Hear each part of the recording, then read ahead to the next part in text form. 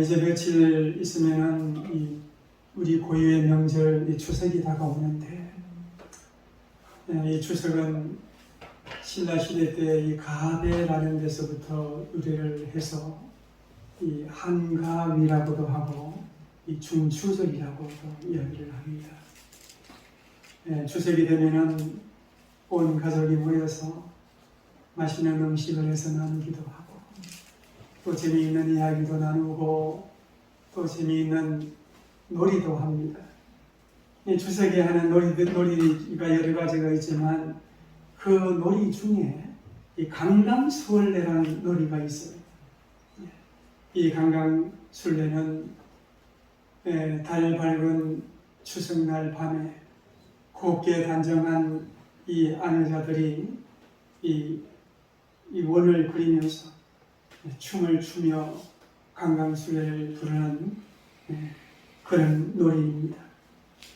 이 강강술래를 할 때는 목청이 좋은 여자 한 사람이 가운데 서서 앞소리를 하면은 그 놀이에 참여하는 다른 여러 사람들이 손을 잡고 그 한 사람을 중심으로 빙글빙글 돌면서 춤을 추며 노는 그런 놀이입니다. 이 놀이의 유래를 살펴보니까 임진왜란 때 이 당시 수군 통제사였던 이순신이 수병을 이제 거느리고 있을 때 이 왜군들에게 우리의 수군들이 많다는 것을 알리기 위해서 이 강강술래 이 놀이를 했다고 그렇게 이제 되어 있더라고요. 이 강강술래 할 때 이제 강강의 이제 강은 주위 원이라는 그런 이제 뜻의 전라도 방언입니다. 그리고 술래는 한자어 술라라고 하는 술라, 경계하라, 살피라 이런 이제 뜻이더라고요. 그러니까 강강술래는 주위를 경계하라 이런 뜻입니다.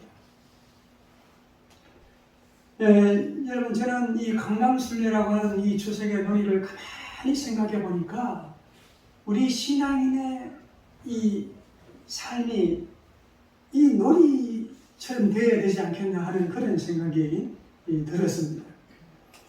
이 강강술래는 항상 이 월을 중심으로 돕니다. 이 월이라고 하는 것은 한 점으로부터 같은 거리에 있는 점들의 집합이 원이에요. 그러니까 가운데 한 사람, 한 중심, 이게 중요합니다.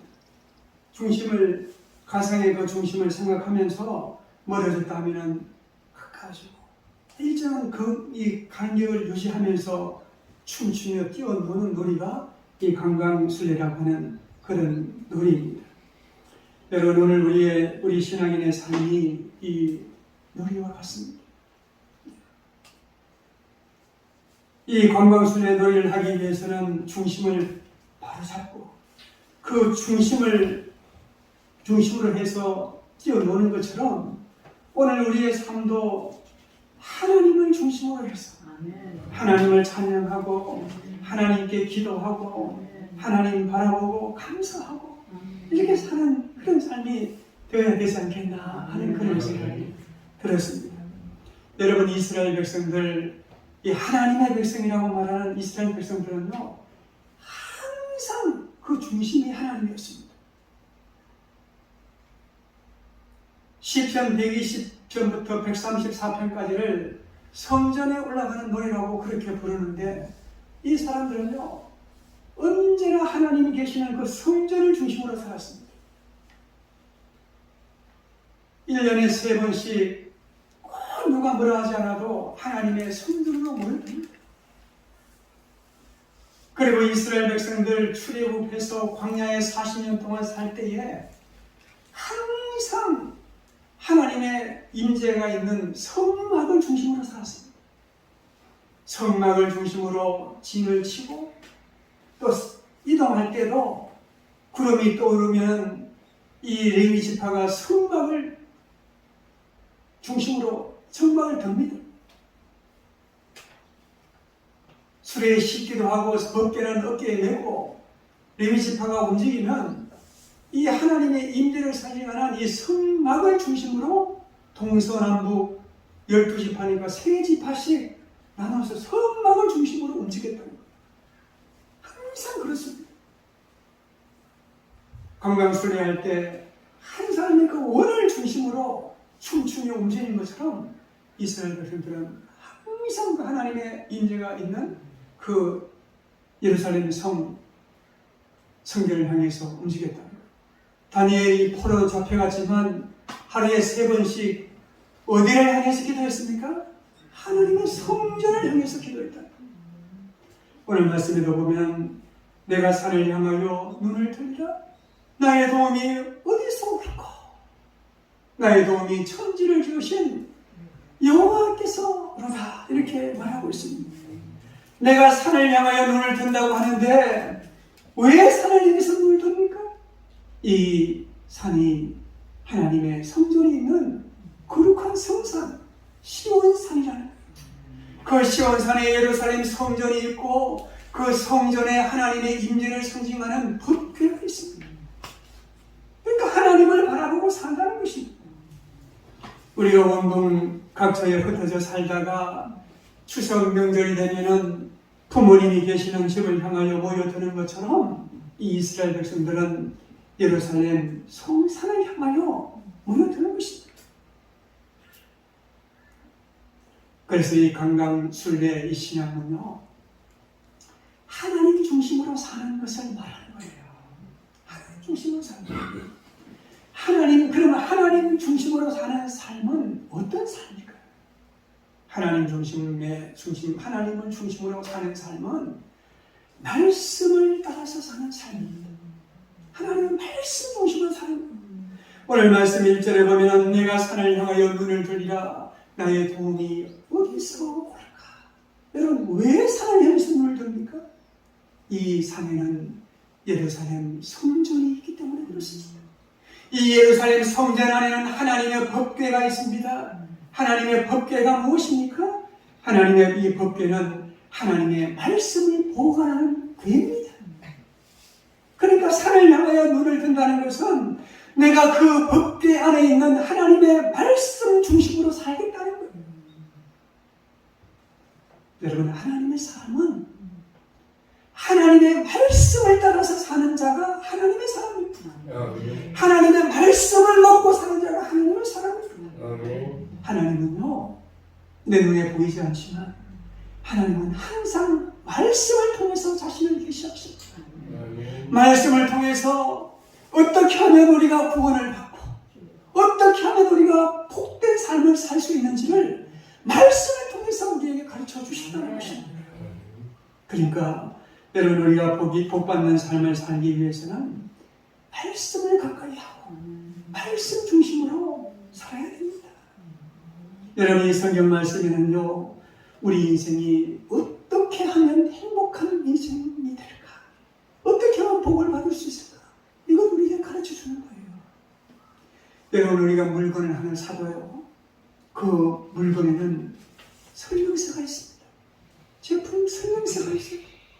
그 설명서대로 우리가 사용할 때 가장 잘 사용할 수가 있는 거예요. 저는 이 말씀을 준비하면서 예전에 일이 생각이 났습니다. 예전에 제가요, 이 홍삼 내리는 그 홍삼 정수기를 하나 샀습니다. 비싼 돈 주고 하나 샀는데, 그거를 제가 이제 조립한다고 별거 아닌 것 같아서 이렇게 조립을 하다가 그만 탕기가 금이 나가지고 쭉 갈아져 버렸어요.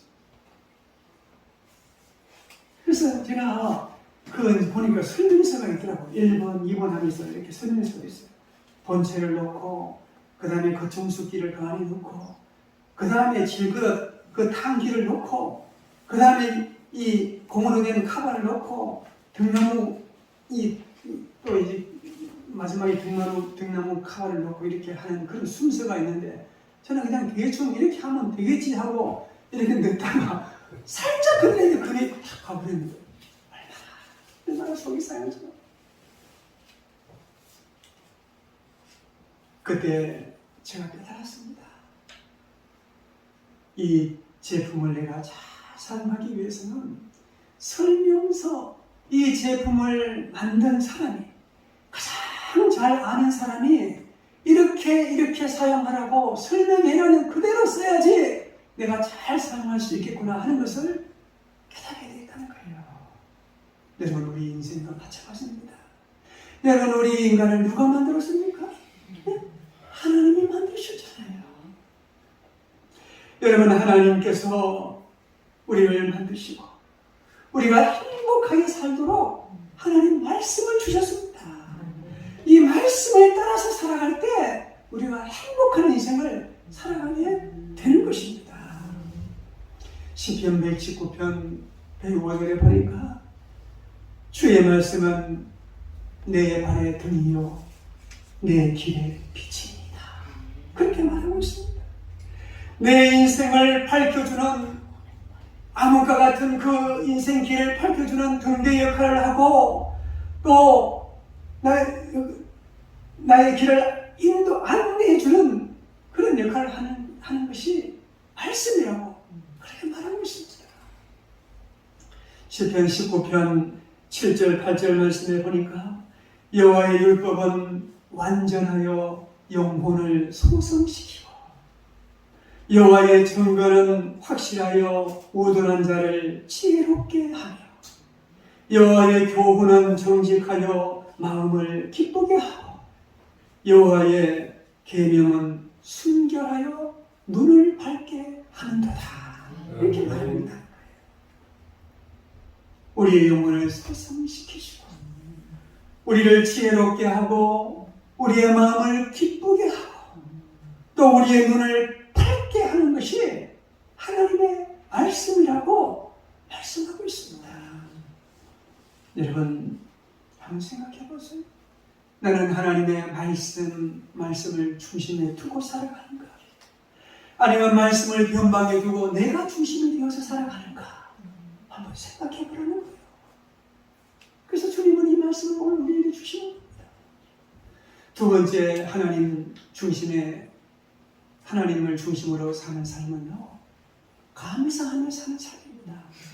2절 말씀을 보니까 나의 도움이 어디서 올까? 나의 도움이 천지를 지으신 여호와께로서다. 그렇게 말하고 있습니다. 나의 도움이 천지를 지으신 여호와께로서다. 나의 도움이 하나님께로부터 온다는 것을 알고 감사하며 살아가는 것이 하나님 중심의 삶이라는 거예요. 여러분, 이 시편 기도는요, 순간순간 도움을 주시고 지키시고 인도하시는 분이 하나님이라는 것을 깨달았습니다. 그분은 졸지도 아니하시고 주무시지도 아니하시고 우리를 지키시는 분이라고 그렇게 고백하고 있습니다.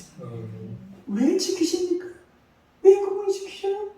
나를 도와주려고 지키시는 겁니다. 여러분, 우리가 가장 높으신 분에게 도움을 받는다는 것 얼마나 감사한 일이에요. 주님께서 우리를 지키시고 도와준다고 말하고 있습니다. 여러분, 우리 인간은 하나님의 도움이 없이는 한순간도 살 수 없는 존재입니다. 가만히 한번 생각해 보죠. 그래서 우리는 주님을 중심으로 감사하며 살아가야 하는 줄로 믿습니다. 이제 곧 추석을 맞이하게 되는데 이 추석은 오곡백과를 주신 하나님께 감사하는 절기예요. 안 믿는 사람은 조상 신이 잘 도와서 이렇게 잘 되게 해주셨다고 하면서 조상 신에게 음식을 차려놓고 거기에 엎드려 절하고 하지만, 여러분, 우리는 하나님께서 천지를 지으시고 지금도 주관하시는 하나님께서 도와주셨다는 것을 알고 하나님께 감사하는 것입니다. 우주 만물을 지으신 하나님께서 때에 따라 비를 내려주시고 바람도 보내주시고 햇빛도 비춰주셔서 하나님께서 풍성하게 이 오곡백과를 무르익게 해주셨다는 거예요. 그걸 생각하면은 여러분 얼마나 감사합니다. 시편 기사는 그걸 알고 지금 감사하는 거예요. 5절에 보니까 여호와는 너를 지키시는 이시다. 7절에 보니까 여호와께서 너를 지켜 모든 환난을 면하게 하시며 또 내 영혼을 지키시리로다. 여호와께서 너의 출입을 지금부터 영원까지 지키시리로다 라고 말하고 있습니다. 여러분, 여호와는 우리를 지키시는 분입니다. 우리가 어디에 있든지 무슨 일을 하든지 지켜주십니다. 사망의 음침한 골짜기를 다닐지라도 주의 지팡이와 막대기로 나를 지켜주십니다. 모든 환난으로부터 우리를 지켜주십니다. 졸지도 아니하시고 숨쉬지도 아니하시면서 지켜주십니다. 저 천국에 입성하는 그 순간까지 우리를 지켜주십니다. 여러분, 나를 지키시는 그분께 감사하며 살아가시기를 바랍니다. 이게 강강술래시는 하나님 중심으로 사는 삶이랍니다. 그리고 마지막으로 하나님 중심의 삶은요, 하나님을 사랑하며 사는 겁니다. 여러분, 사랑하는 사람이 있으면 그 사람 중심으로 모여들잖아요. 그 사람 찾아가잖아요. 명절에 부모님을 찾는 이유가 무엇입니까? 부모님의 은혜에 감사하고 부모님을 사랑하니까 그 중심으로 모이는 것입니다. 우리가 하나님 중심으로 산다는 것은 하나님 사랑을 깨닫고 하나님을 사랑하며 사는 것입니다. 하나님을 사랑하면 이웃을 사랑하게 되어 있습니다. 성경에 보면은 하나님을 사랑하노라 하면서 형제를 미워하면 그 거짓말하는 거다, 그렇게 말하고 있습니다. 우리는 하나님을 사랑하고 이웃을 사랑해야 됩니다. 그럼 어떻게 하면 우리가 하나님 사랑하고 이웃 사랑할 수 있을까요? 네. 하나님의 사랑을요, 우리가 경험해야 돼요. 하나님의 사랑을 체험해야 됩니다. 그냥 아는 게 아니라, 지식적으로 아는 게 아니라 실질적으로 경험해야 됩니다. 그래서 시편 기자는 여호와를 맛보아서 알아라고 말하는 거예요. 맛본다는 게 뭐예요? 직접 경험한다는 것입니다. 여러분, 하나님은요, 우리가 지식을 통해서 아는 게 아니라 경험해서 아는 겁니다. 하나님의 사랑이 어떤 사랑인지 우리가 경험해야 된다는 거예요. 이 시편 기자는 하나님의 사랑을 경험했다는 것입니다. 하나님께서 얼마나 나를 사랑하시는지, 낮의 해와 밤의 달이 나를 해치지 못하도록 지켜주시는 분이고, 모든 환난에서 나를 지켜주시고, 나의 출입을 지금부터 영원까지 지켜주시는 분이 하나님이라는 것을 알았다는 것입니다. 여러분, 하나님께서 나를 얼마나 사랑하셨는지 여러분, 그것 하나님의 사랑을 경험해 봐야 돼요. 하나님이 나 같은 사람을 사랑하기 위해서 독생자 예수님을 이 땅에 보내주셔서 십자가에 죽게 하셨잖아요. 나를 위해서 피 흘려 죽게 하신 그 놀라우신 하나님의 사랑을 우리가 깨달아야 된다는, 그 하나님의 사랑이 너무너무 귀하기 때문에 하나님은 절대로 나를 포기하지 않으십니다. 내 인생 끝날까지, 지금부터 영원까지 내 출입을 지키신다고 그렇게 말씀하고 있습니다. 우리가 이런 사랑을, 하나님의 사랑을 받고 살아간다면 여러분, 우리도 하나님을 사랑해야 됩니다. 하나님을 사랑하고 이웃을 사랑하는 것이 당연한 것입니다. 그래서 요한일서 3장 16절에 보니까 하나님께서 우리를 위하여 이렇게 목숨을 버리셨으니 우리도 이로써 사랑을 알고 우리도 형제들을 위하여 목숨을 버리는 것이 마땅하리라, 이렇게 말하고 있습니다. 여러분, 목숨까지는 버리지 못할지라도 가까이 다가가서 사랑해야 됩니다. 나에게 섭섭하게 했다고 해도 그를 불쌍히 여기며 다가가는 것이 하나님 사랑하는 겁니다. 주세요. 추석에 온 가족들이 모였는데 섭섭한 일이 있으면요, 하나님 사랑하는 하나님 그 사랑으로 다 널리 용서하시고 그냥 포용하고 사랑할 수 있기를 바랍니다. 이게 하나님 중심으로 사는 거라는 겁니다. 여러분 모두 이 추석에 하나님 중심의 삶을 살며 말씀을 가까이 하시고 하나님께 감사하며 사랑하며 살아가는 하나님의 사람들 다 되시기를 주님의 이름으로 축원드립니다. 기도하겠습니다. 하나님 아버지, 우리 고유의 명절 추석을 맞이하면서 하나님 귀한 말씀을 저희에게 들려주시니 참 감사를 드립니다. 이 추석 명절이 우리가 하나님 중심으로 살아가는 이 신앙적인 이 삶과 꼭 닮았습니다.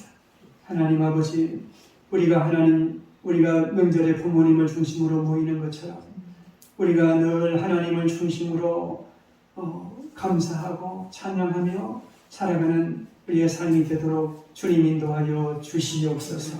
무엇보다도 하나님을 사랑하듯이 우리의 이웃과 우리의 형제들을 사랑하기를 원합니다. 하나님 아버지, 이 명절에 하나님을 사랑하듯이 온 가족이 서로서로 사랑 안에서 하나가 되게 하여 주시옵소서.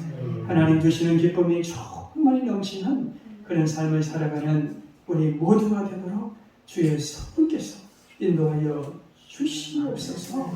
예수님의 이름으로 기원하옵나이다. 아멘.